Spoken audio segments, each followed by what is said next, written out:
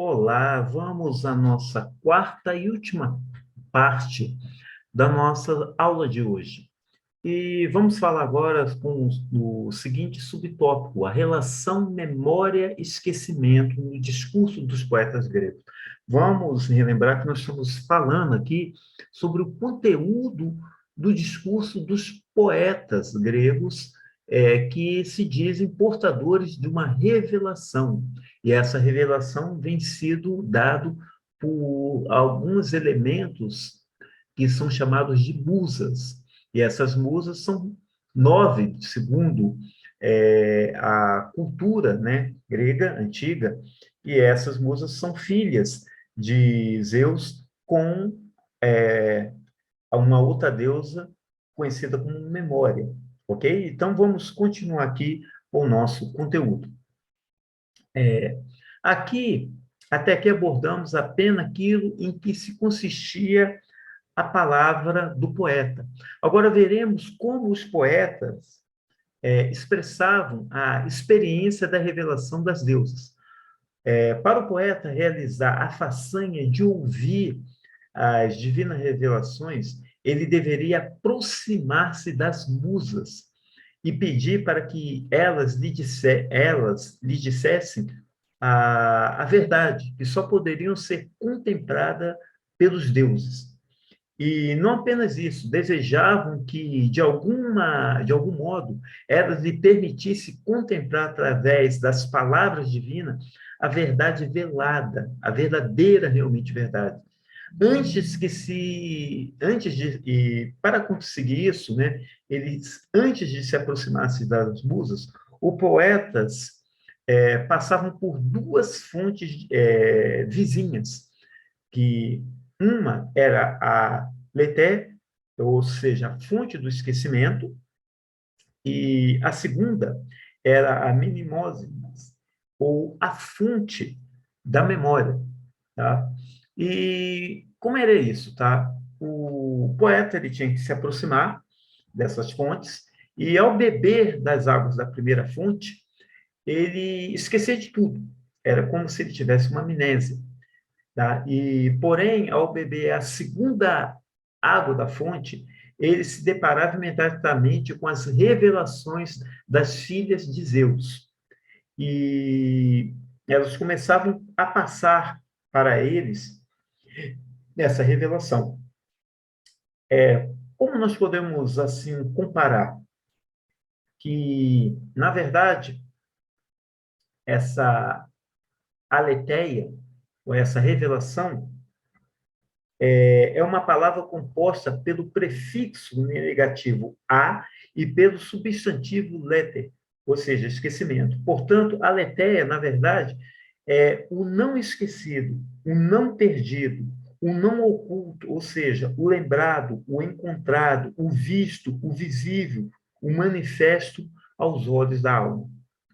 E, nesse sentido, esse não esquecimento permeia todo esse discurso místico-religioso dos poetas homéricos, transformando numa autêntica técnica de memorização, ok? E como se dá essa, essa técnica de memorização ou essa eteia, esse discurso revelado? Bom, primeiro, os aedos, que na verdade são como eram chamados os poetas na Grécia Antiga, sobre essa inspiração divina, criavam suas poesias oralmente de maneira direta, não através do uso irrestrito da palavra, mas por meio de fórmulas. E essas fórmulas, eles poderiam falar por métrica, por rima, por musicalidade, tanto que essa figura aí mostra bastante aqui alguns dos epos, alguns dos poetas, com uma lira, né, cantando, tá, fazendo poema, rima. Então, essas revelação divina vem dessa maneira. E repara que hoje, no meio evangélico, principalmente pentecostal, há, vamos dizer assim, revelações e a Bíblia mesmo fala sobre cânticos espirituais, né? E veja só uma coisa interessante, né? Algo lá no passado, na Grécia Antiga, que praticamente se usa e se vê essa manifestação no meio da igreja hoje, através da musicalidade, ou seja, de uma revelação, né, de um cântico espiritual. Né? Volto a lhe dizer que há uma comparação de muitas dessas coisas. Tá? Agora, continuando, tá? Essa manifestação, esses poetas, eles eram vistos como autoridade, principalmente por causa da seguinte coisa, por causa da agrafar, que, ou seja, o que significa ágrafa? Ou melhor dizendo, ágrafa. Eram o quê? Comunidades que não tinham desenvolvido ainda a escrita. Então, existiam algumas comunidades, algumas polis, né, que não tinham escrita desenvolvida. Então, esses poetas vinham e passava essa revelação através das suas memórias, através do discurso, tá? E, afinal, eles eram os responsáveis pela perpetuação da história e da cultura do seu povo. Então, esses aedos, esses poetas, eram automaticamente autoridades de máximo respeito. Tá? Veja bem, nós não estamos falando dos filósofos, hein? Estamos falando desses poetas que se comportavam como sacerdote ou profetas que recebiam uma revelação areteia e passavam para o povo, tá, a origem de todas as coisas. E nós podemos dizer que, na verdade, eram os mitos que nós estamos falando até agora, tá? E esses mitos eram as mentiras semelhantes aos fatos, que se opunham às revelações. Ou, em outras palavras, o que isso significa? Que as musas declaravam que o que elas falavam eram mentiras, mas essas mentiras eram semelhantes aos fatos, a uma realidade, ok? E esses fatos, alguns fatos, se opunham também às revelações. E é uma contradição que nos deixam meio perplexo de saber que essa revelação era uma mentira que tentava explicar os fatos reais, tá? E que, no mesmo tempo, eram revelações duvidosas. Mas, assim mesmo, os povos daquela época davam a maior atenção como uma verdade absoluta vinda desses poetas, ok? E uma outra coisa que eu gostaria aqui de frisar é sobre essa fonte de contato das musas. Nós vemos ali que eles falam que eles opunham-se de duas fontes, uma do esquecimento e outra de contato.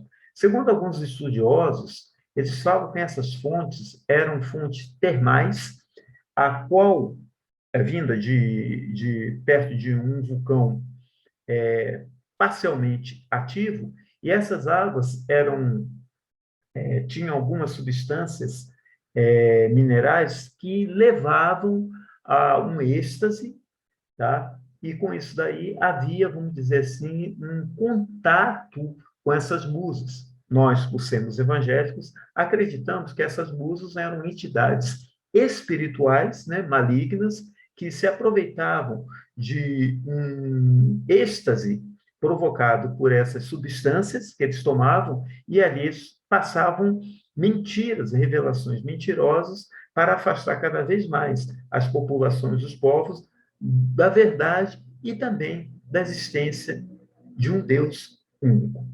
Ok? Mediante isso, nós podemos aqui citar também a Jaal Turrano, ele é um professor da USP, e ele diz o seguinte, tá? Que as revelações das musas retiram seres e fatos do remo do esquecimento e os tornam patentes por meio da memória. Essa manifestação só é possível sob a experiência do sagrado. isto é, sob a experiência de dizer o que não deve e jamais pode ser dito, senão por revelações. Então, é isso que nós queremos dizer aqui, que os aedos, ou os poetas da Grécia Antiga, eles se revestiam de autoridade, tudo que eles falavam, porque diziam que tinham contatos com musas, seres semideuses, não, ou deuses, melhor dizendo, tá? E esse contato, eles recebiam essa revelação. Daí nós podemos ver muitas e muitas coisas, muitos e muitos fatos, ok? E temos que comparar essa manifestação, tá? E fazermos um paralelo com o que acontece hoje nas igrejas, principalmente, voltando a dizer, com as igrejas pentecostais, e vamos ver aí um paralelo e nós podemos entender, tá? Não estou com isso, primeiramente, antes de falar aqui, condenando o movimento pentecostal. Pelo contrário, eu acredito no movimento pentecostal e acredito na manifestação do Espírito.